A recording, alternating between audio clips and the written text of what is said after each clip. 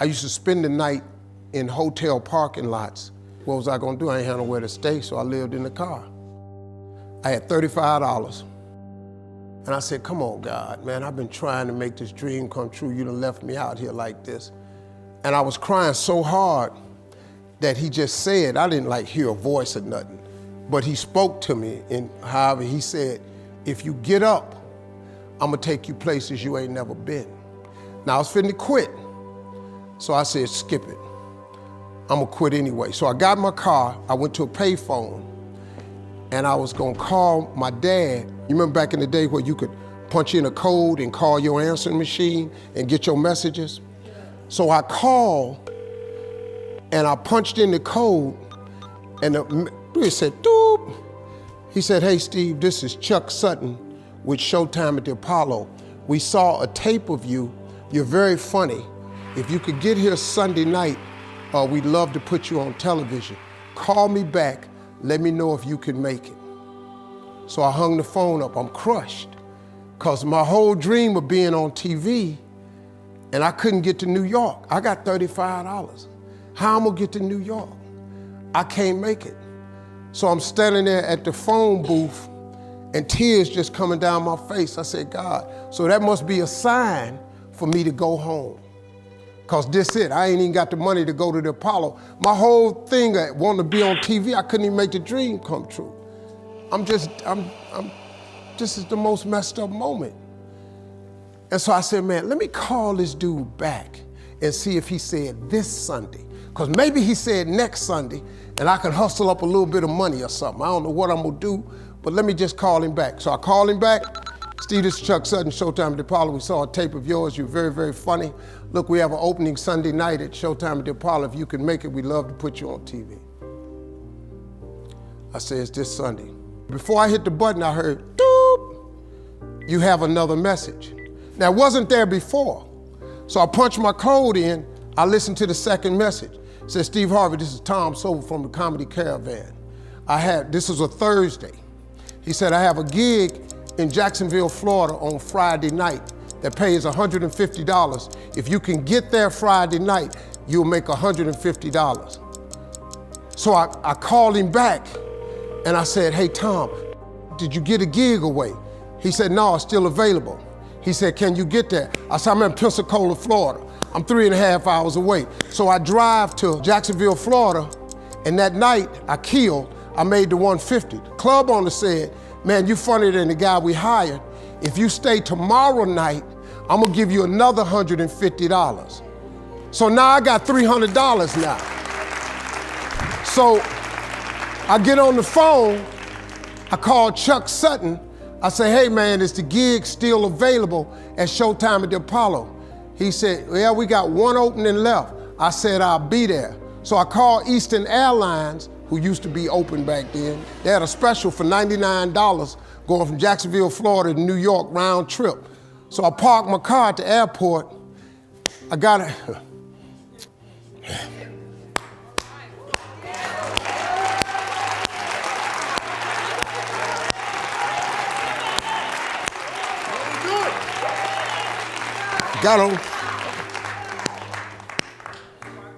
Got on plane, flew. Everything I had was in 2 bags. Got to the Apollo. I said, hey man, I'm here. I got there at 11 o'clock in the morning. He said, you can't stay here because you don't come on to the late show tonight. I said, man, I ain't got nowhere to go. I said, if you just let me stay in this building, man, I ain't gonna move around nothing. I ain't got nowhere to go. I'm in Harlem, I can't go back out here. I got these 2 bags. I got victim wrote all over me, man, so. He said, all right, if you go upstairs, don't come down. So he put me in the dressing room on the 6th floor. So that's where all the comedians was. So I stayed up there. I got hungry around 3 o'clock, man, I couldn't take it no more. So I went back downstairs, a dude named Alton Liston. I said, hey man, he said, man, I thought I told you, don't come down them damn steps. I said, hey man, I'm just hungry, man. I said, let me go to that KFC I saw on the corner, just let me get some chicken, I'll come right back. He said, man, if you ain't back in 20 minutes, you ain't getting in this building. So I went, bought me some chicken, came back. So the comedians started coming in the building. They started coming up on the 6th floor. So I meet this guy named D.L. Hughley. I introduced myself, he introduced himself. I'm sitting there, another guy come in named Dwayne Johnson. Then this other dude walked in named Jamie Foxx. And I introduced myself. We don't know each other, ain't none of us famous. It's 1991, man. They gave everybody the lineup. I was on the last show of the night. I don't go on to 11 at night. I done had this 4 pieces of chicken. I'm starving, man. That chicken done wore off. I'm nervous, man. I'm about to throw up. D.L. Hughley went downstairs. D.L. Hughley got booed off. Dwayne Johnson got booed off. Jamie Foxx went down there and got booed. They booed Jamie, then Jamie started singing. And then they started clapping. And Jamie had their ass, then he went back to them jokes, and they got his ass. So I'm walking down the steps and I see Jamie sitting on the steps. I said, hey man, hang in there. He said, man, that ain't never happened to me before, man. This is crazy. This Jamie Foxx, man, one of the most talented people in all of comedy. And now, you don't even know how nervous I am, man. I can't even, my breathing is shot because these dudes been booed. So I walk out, I had wrote this joke. Mike Tyson had got in a fight in Harlem with this heavyweight named Mitch Green. Mike Tyson had hit the dude in the eye in the store. Now he was on the news, his eye was swollen. So the joke I wrote was, they was interviewing Mitch Green and he was telling everybody what happened, but his eye took over the interview. And I wrote this joke that his eye started talking and was just, I tell you what happened. The heavyweight champ's fist is coming towards my face. I just said, Lord, Lord, Lord. And I wrote this whole joke about this dude's eyeball talking. And when the punch came, and all this here, the Apollo, man, they went crazy. They lost their mind. I got a standing ovation, man. I walked off stage, man, just started crying. I couldn't believe it. And they paid me. I made $750 for being on TV for one night. I'd never made $750 telling jokes in one night.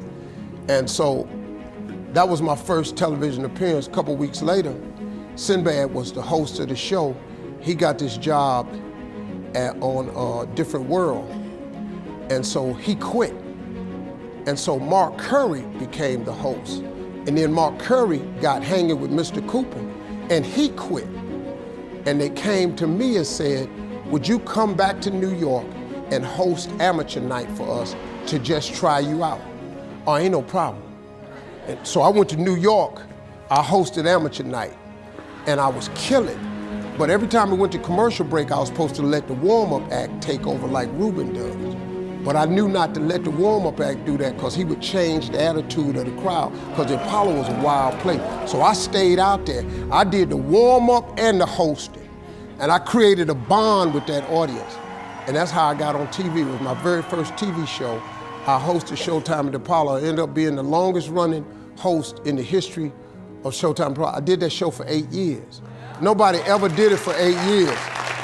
And that was my turn back moment.